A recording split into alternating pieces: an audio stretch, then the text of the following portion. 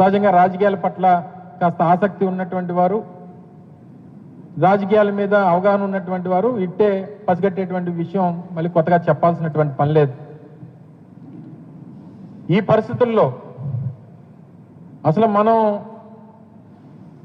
గత సంవత్సరం అధికారంలోకి వచ్చినప్పుడు, కూటమి ప్రభుత్వం ఈ రాష్ట్రంలో అధికారంలోకి వచ్చినప్పుడు ఏ కారణం చేత, ఏ హామీల చేత, ఏ హామీలు ఇచ్చి అధికారంలోకి వచ్చింది, ఈ సంవత్సర కాలంలో మనం ఏం నిలబెట్టుకున్నాం, అసలు ఏదైనా హామీ ఇచ్చినటువంటి హామీని అమలు చేసేటువంటి దానికి మనం ఏదన్నా ఆ తపన పడ్డామా లేదా, ఈ విషయాలన్నీ పక్కన పెట్టి గిన్నీస్ బుక్ ఎక్కామా లేదా మనకు మంచి పబ్లిసిటీ వచ్చిందా లేదా, మనకు మనం బాగా మార్కెటింగ్ చేసుకున్నామా లేదా, ఈ విషయాల మీద ఉన్నటువంటి తాపత్రయం, తపన చంద్రబాబు నాయుడు గారికి ప్రజలకు ఇచ్చినటువంటి హామీల మీద ఉండుంటే బాగుంది అనేటువంటి విషయాన్ని నేను కాదు ప్రజలందరూ కూడా అనుకుంటా ఉన్నారు. సూపర్ 6 అన్నారు, ప్రధానమైనటువంటి హామీలు ఇచ్చారు, ఇచ్చినటువంటి ఏ హామీ పూర్తిగా నిలబెట్టుకునేటువంటి పరిస్థితి లేదు. ఆ ఇచ్చేటువంటి ఆ తల్లికి వందనం కూడా సంవత్సర కాలం నుంచి వైఎస్ఆర్ కాంగ్రెస్ పార్టీ జగన్మోహన్ రెడ్డి గారి నాయకత్వంలో అనేక సందర్భాల్లో వారి మీద ఒత్తిడి తీసుకుని వచ్చి రాష్ట్రంలో పేదవాడు, రాష్ట్రంలో పేద విద్యార్థులు, ఆ పేద తల్లిదండ్రులు ఇబ్బందులు పడతా ఉన్నారు, వారికి ఇబ్బంది కలుగుతా ఉందని చెప్పి ప్రభుత్వం మీద ఒత్తిడి తీసుకుని వస్తే అది కూడా దాదాపు 30-35% కోత విధించి ఇవ్వాల్సినటువంటి డబ్బుల్లో 2,000 రూపాయలు ఖర్చు చేసి ఇప్పటికి ఎంతమంది పడిందో ఎంతమందికి పడలేదో తెలియనటువంటి పరిస్థితిలో ఒక పథకాన్ని అమలు చేశారు. ఇక మిగిలినటువంటి పథకాలన్నింటినీ కూడా ఎప్పుడు అమలు చేస్తారని చెప్పి ప్రజలు అడుగుతూ ఉంటే అసలు ఇంకా పథకాలన్నీ అమలు చేసేసినట్టే, దీని గురించి ఎవరు కూడా మాట్లాడాల్సినటువంటి అవసరం లేదు. ఎవరైనా గట్టిగా మాట్లాడితే అది నాలుగు మందం అనేటువంటి మాట నేరుగా ఈ రాష్ట్ర ముఖ్యమంత్రి గారే అనడం అనేటువంటిది చాలా శోచనీయం. అందుకే రేపు వైఎస్ఆర్ కాంగ్రెస్ పార్టీ కూడా జగన్మోహన్ రెడ్డి గారి పిలుపు మేరకు రాష్ట్ర వ్యాప్తంగా 26 జిల్లా కేంద్రాల్లో కూడా యువత పోరు పేరిట, ఎందుకంటే ఈ ప్రధానమైనటువంటి సూపర్ 6 హామీల్లో భాగంగా నిరుద్యోగులు దాదాపు కోటికి పైచిలకు నిరుద్యోగులు ఉన్నటువంటి రాష్ట్రం. ప్రతి నిరుద్యోగికి నేను ఉద్యోగం అవకాశం కల్పించలేకపోతే 3,000 రూపాయలు నిరుద్యోగ భృతి ఇస్తాను, ఆ నిరుద్యోగ భృతితో మీరు జీవనాన్ని గడపండి అని చెప్పి హామీ ఇచ్చి అధికారంలోకి వచ్చినటువంటి చంద్రబాబు నాయుడు గారు సంవత్సరం బహుశా 14 నెలలు అయిపోతా ఉంది. నేటికి ఒక నిరుద్యోగికి ఉద్యోగం లేదు, ఆ ఉద్యోగం రానటువంటి ఆ నిరుద్యోగ యువతకి 3,000 రూపాయలు ఉపాధి లేదు. దాని గురించి రేపు వైఎస్ఆర్ కాంగ్రెస్ పార్టీ జగన్మోహన్ రెడ్డి గారి పిలుపు మేరకు అన్ని జిల్లా కేంద్రాల్లో కూడా పెద్ద ఎత్తున నిరసన కార్యక్రమాలను నిర్వహించి అన్ని జిల్లా కేంద్రాల్లో కలెక్టర్లకి రిప్రజెంటేషన్ ఇవ్వాలని చెప్పి పార్టీ పిలుపునిచ్చింది. ఆ కార్యక్రమాన్ని రేపు నిర్వహించబోతా ఉంది వైఎస్ఆర్ కాంగ్రెస్ పార్టీ యోజన విభాగం. దాన్ని అడిగితే నిరుద్యోగ వృద్ధి గురించి పాపం యువత అడిగితే ఏదో కొత్తగా స్కిల్ డెవలప్మెంట్కి లింక్ చేస్తాం, ఆ పథకం అయిపోయిందని అంటున్నాడు. మరి మహిళలకు ఇస్తామన్నటువంటి 1,500 సంగతి ఏంటి చెప్పండి అని అంటే అది ఏదో P4కి లింక్ చేస్తాం, అది కూడా అయిపోయిందని అంటారు. ఈ ఉచిత బస్సు గురించి ఎప్పుడు ఇస్తారంటే ఆగస్టు 15 అంటారు. సంవత్సరం మరి ఎప్పుడు, మరి ఏ సంవత్సరం చెప్పలేదు కానీ ఆగస్టు 15 అని మాత్రం గౌరవ ముఖ్యమంత్రి గారు చెప్పారు. ఇంకా మిగిలినటువంటి పథకాలు అన్నదాత సుఖీభవ అన్నారు, రైతులకి గత సంవత్సరం లేదు, ఈ సంవత్సరం ఇంకా ఎప్పుడు వస్తుందో తెలియదు, ఈ నెలలో వచ్చే నెలలో ఇచ్చేస్తామని చెప్పారు. తల్లికి వందనం గత సంవత్సరం 2024-25 బకాయిలు ఇవ్వలేదు. ఫీజు రీఎంబర్స్మెంట్, కాలేజీ చెల్లించాల్సినటువంటి డబ్బు ఫీజు రీఎంబర్స్మెంట్ దగ్గర 6-7 క్వార్టర్లు ఇవ్వలేదు. మరి ఏది ఇవ్వకుండా అన్ని చేసేస్తారంటే ఏం చేసినట్టు? ప్రజలు మళ్ళీ మీకు ఎందుకు ఓటేయాలి, ఎందుకు అసలు మీ మాటలు నమ్మాలి అనేటువంటి విధంగా ప్రజలు కూడా ఎంత అమాయకులు అంటే 4 సార్లు నమ్మి ఓటేశారు. ఏ ఒక్కసారి వాళ్ళ నమ్మకాన్ని నిలబెట్టలేదు. చివరికి ఏం మిగిలింది ఆంధ్ర రాష్ట్ర ప్రజల కంటే నేను యోగాంధ్ర ద్వారా ఆ ఆసనాలు మిగిలాయి. ఏ ఆసనం బాగా నేర్పించారు చంద్రబాబు నాయుడు గారు అంటే నాకు నమ్మి ఓట్లేసినటువంటి ప్రజలకి, నన్ను నమ్మి ఓట్లేసినటువంటి ఆంధ్ర రాష్ట్ర ప్రజలకి తూర్పు తిరిగి దండం పెట్టడం. నిన్న ఎలాగైతే బీచ్ రోడ్లో మొత్తం ఈ చివరి నుంచి ఆ చివరి 35 కిలోమీటర్లు అందరికీ తూర్పు తిరిగి దండం పెట్టమన్నారు చంద్రబాబు నాయుడు గారు.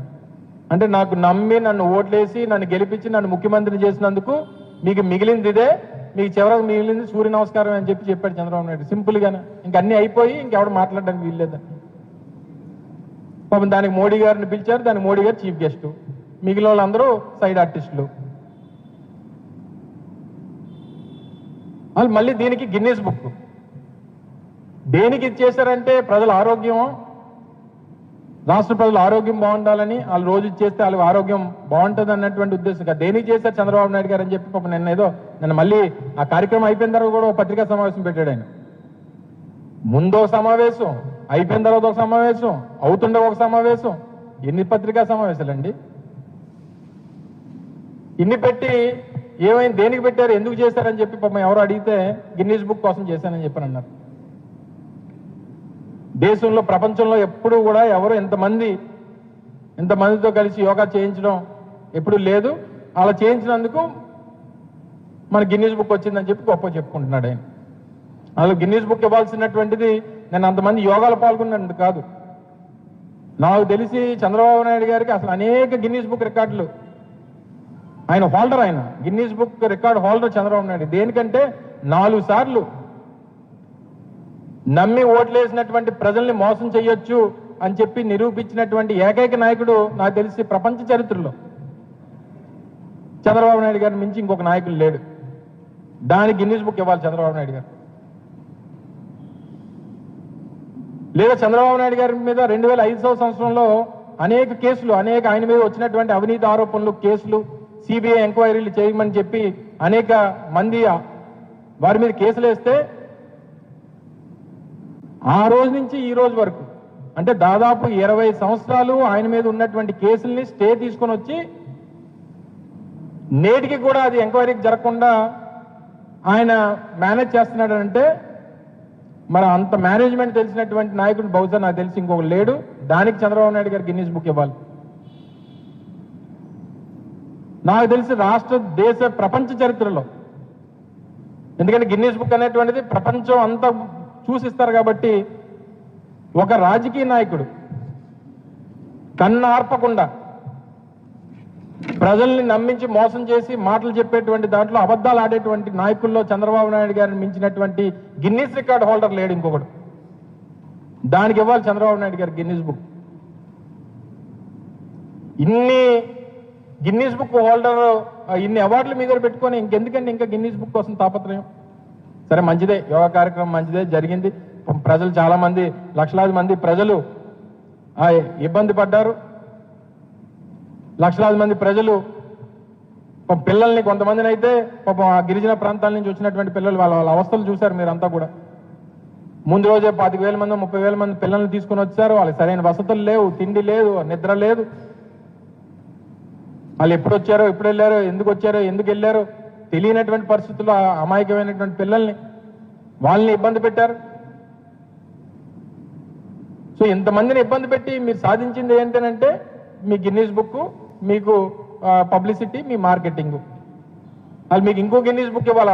ఇంత తక్కువ కాలంలో ఒక ముఖ్యమంత్రిగా ఈ 13 నెలల కాలంలో 1,65,000 కోట్ల రూపాయలు అప్పు చేసినటువంటి నాయకుడు బహుశా నాకు తెలిసి ఇంకొక నాయకుడు లేడు. అతి తక్కువ సమయంలో ఎంత అప్పు చేసినటువంటి నాయకుడు ఏ దేశంలో, ఏ రాష్ట్రంలో నాకు తెలిసి బహుశా ఉండడు. దానికి ఇవ్వాలి చంద్రబాబు నాయుడు గారు గిన్నీస్ బుక్. ఇన్ని రికార్డులు మీ దగ్గర పెట్టుకొని ఇంకా తాపత్రయ పడిపోయి ప్రజల్ని ఇబ్బంది పెట్టి, పిల్లల్ని ఇబ్బంది పెట్టి మోడీ గారి దగ్గర మార్కులు కొట్టేయాలి. మార్కెటింగ్లో మనకంట మించిన వాళ్ళు లేడు. 300 కోట్ల రూపాయలు ఖర్చు పెట్టారు. పోనీ వచ్చిన వాళ్ళందరికీ మ్యాట్లు ఇచ్చారంటే ఆ మ్యాట్లలో పాపం దానికోసం కొట్టుకున్నారు. ఇచ్చినటువంటి టీషర్ట్ల కోసం కొట్టుకోవడం, దాన్ని మేనేజ్ చేసేటువంటి సిస్టమ్ లేదు. ఆ వ్యవస్థల్ని సరిగ్గా ఆర్గనైజ్ చేసినటువంటి పరిస్థితి లేదు. అన్ని రకాలుగా అన్ని ఇబ్బందులే. తీరా ఇది ఎందుకు ఈ కార్యక్రమం, ఇంత పెద్ద ఈవెంట్, ఇంత పెద్ద హంగామా దేనికనంటే సంవత్సరం అవుతుంది ప్రభుత్వం వచ్చి, మనం ఏ పథకాలు ఇవ్వలేదు, ప్రజల తాలూకా దృష్టిని మలచాలి, వాళ్ళు డైవర్ట్ చేయాలనేటువంటి ఉద్దేశంతో ఈ కొత్త స్కీమ్ని తీసుకొని వచ్చాడు. ఇలాగ 6 నెలలకు ఒకసారి ఏదో ఇటువంటి ఈవెంట్లు పెడుతుంటాడు. ఒకసారి విశాఖ ఉత్సవం అంటాడు, ఒకసారి యోగా అంటాడు, ఇంకోసారి ఇంకో పథకం, ఇంకొకసారి ఇంకో ప్రాజెక్ట్. మన విశాఖపట్నం, మా ఉత్తరాంధ్ర ప్రజలు కూడా ఎంత అమాయకులు అంటే విశాఖపట్నాన్ని రాజధాని ఇస్తామంటే ఓట్లు వేయలేదు. కానీ ఇలాంటి యోగా కార్యక్రమం ఒకటి పెడితే పొంగిపోతారు, లేదా బీచ్ ఫెస్టివల్ ఏదో పెడితే పొంగిపోతారు, అరకులో 4 బెలూన్లు ఎగరేస్తే పొంగిపోతారు. ఇలా చిన్న చిన్న ఆనందాలకి మేము ఈ ఉత్తరాంధ్ర ప్రాంత ప్రజలు ఆశపడతారు. ఆ ఆశని ఆయన ఉపయోగించుకునేటువంటి పరిస్థితి. డబ్బంతా అమరావతిలో, హంగామా అంతా విశాఖపట్నంలో. మీకు అన్ని ప్రపంచ స్థాయి కార్యక్రమాలకు వేదిక విశాఖపట్నం కావాలి, ఉత్తరాంధ్ర కావాలి.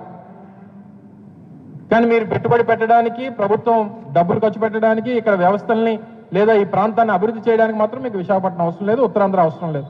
చెప్పానండి, ఈ 13 మాసాల్లో విశాఖపట్నానికి కానీ ఉత్తరాంధ్రకు కానీ ప్రత్యేకంగా చేసినటువంటి కార్యక్రమాలు ఏంటో ఈ సంవత్సర కాలంలో చెప్పమనండి. మొదలుపెట్టినటువంటి జిఎంఆర్ ఎయిర్పోర్టు మా హయాంలో మొదలుపెట్టింది. జరుగుతున్నటువంటి ఇక్కడ మాల్ నిర్మాణం జరుగుతూ ఉంది, ఇనార్బిట్ మాల్, అది మా హయాంలో తీసుకుని వచ్చింది.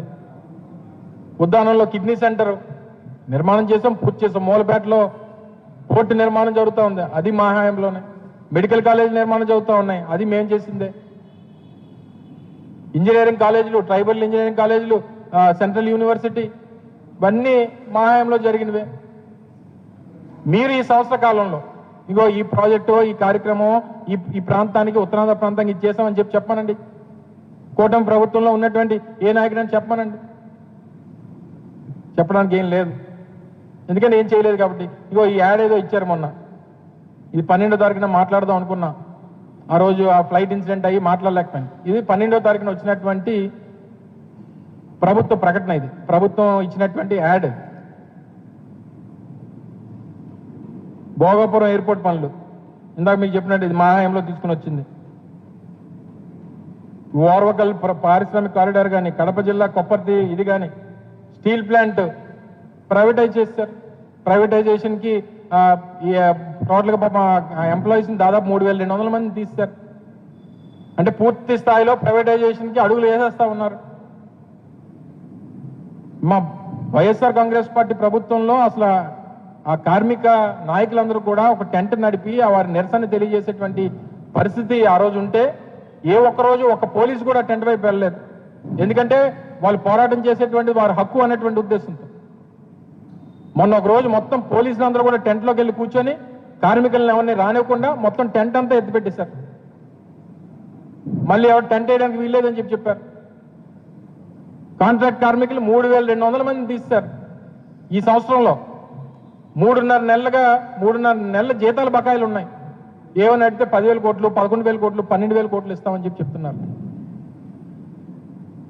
మీకున్నటువంటి ఫైనాన్షియల్ ఇన్స్టిట్యూషన్స్ నుంచి మీ తాలూకు అప్పుని ఒక ఇన్స్టిట్యూషన్ నుంచి ఇంకో ఇన్స్టిట్యూషన్ మార్చడానికి ఇచ్చినటువంటి డబ్బుని ఏదో స్థానికంగా ప్లాంట్ కార్మికులకో లేకపోతే ప్లాంట్ అభివృద్ధికి ఇచ్చినట్టు మీరు మాట్లాడితే, ఒకవేళ మీరు కాపాడేటువంటి ఉద్దేశం మీకుంటే మీరు ఎంప్లాయీస్ని ఎందుకు మీరు తీసేస్తా ఉన్నారు? రోజు రోజుకి ఎంప్లాయీస్ని తగ్గించుకుంటూ ఎందుకు వస్తున్నారు? మీరు అడుగులన్నీ ప్రైవేటైజేషన్ వైపు ఎందుకు నడుస్తూ ఉన్నాయి? వీటన్నిటి కూడా సమాధానం చెప్పడం మానేసి ఇటువంటి ఈవెంట్లు చేసుకొని మీరేదో పబ్లిసిటీ పొందాలనేటువంటి ప్రయత్నం ఇప్పటికైనా చంద్రబాబు నాయుడు గారి సంవత్సరం అయిపోయింది. మా నాయకుడు చెప్పినట్టు కళ్ళు మూసి తెరిస్తే ఇంక 3 సంవత్సరాలు అయిపోతుంది, ఎలక్షన్లు వచ్చేస్తాయి. 5 సంవత్సరాలకు ఒకసారి మనకి ప్రజాస్వామ్యంలో అవకాశం ఉంటుంది. 5 సంవత్సరాలకు ఒకసారి ఓటేసేటువంటి హక్కు ప్రజలకు వస్తుంది. తప్పకుండా మళ్ళీ మీకు బుద్ధి చెప్పేటువంటి రోజు దగ్గరలోనే ఉంది. మీరు ఇప్పటికన్నా ప్రజలకు ఇచ్చినటువంటి హామీల్ని నిలబెట్టుకునేటువంటి దానికి మీరు తాపత్రయపడండి. సమయం ఉంది, అవకాశం ఉంది. మీరు చేస్తున్నటువంటి అప్పు దేనికి ఉపయోగిస్తున్నారో తెలియదు, ఆ డబ్బు ఎవరికి ఇస్తున్నారో తెలియదు, దేనికి ఖర్చు పెడుతున్నారో తెలియదు. మీరు పడుకున్నా, లేచినా, లేకపోతే ఏ పని చేసినా మీకు అమరావతి తప్పితే మరొకటి లేదు.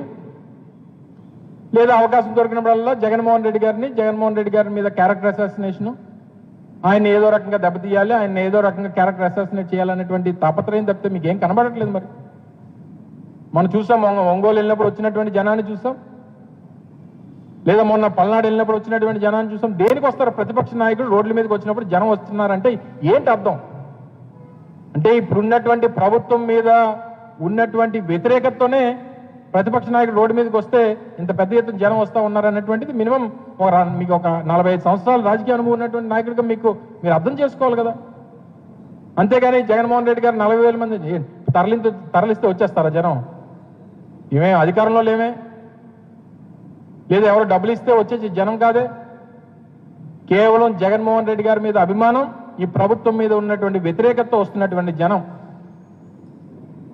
అది రాయలసీమ అయినా, కోస్తాంధ్ర అయినా, ఉత్తరాంధ్ర అయినా, ఎక్కడికి వెళ్ళినా అంత పెద్ద ఎత్తున జనం వస్తూ ఉన్నారంటే దానికి కారణం ఏంటనేటువంటిది ప్రభుత్వం గ్రహించాలి. ఇవన్నీ మానేసి జగన్మోహన్ రెడ్డి గారి వల్ల జగన్మోహన్ రెడ్డి గారిని క్యారెక్టర్ అసాసినేట్ చేయడం, ఎక్కడ ఏ ఇష్యూ దొరికినా ఇప్పుడు సంవత్సరం అయిపోయింది, 13 నెలలు అయిపోతా ఉంది. మీకు ఏదైనా ఇబ్బంది వస్తే జగన్మోహన్ రెడ్డి గారు, మీకు ఏదైనా మంచి జరిగితే మా వల్ల జరిగిపోయిందని చెప్తారు. ఇది మీకు మొదటి నుంచి ఉన్నటువంటి మీకు మోడస్ ఆపరెంట్ మీకు ఇది. ఇవన్నీ మానేసి ఇప్పటికన్నా ప్రజలకు ఏదైతే హామీలు ఇచ్చారో ఆ నిరుద్యోగ భృతి కానీ లేదా ఆడపిల్లలకి ఇస్తానన్న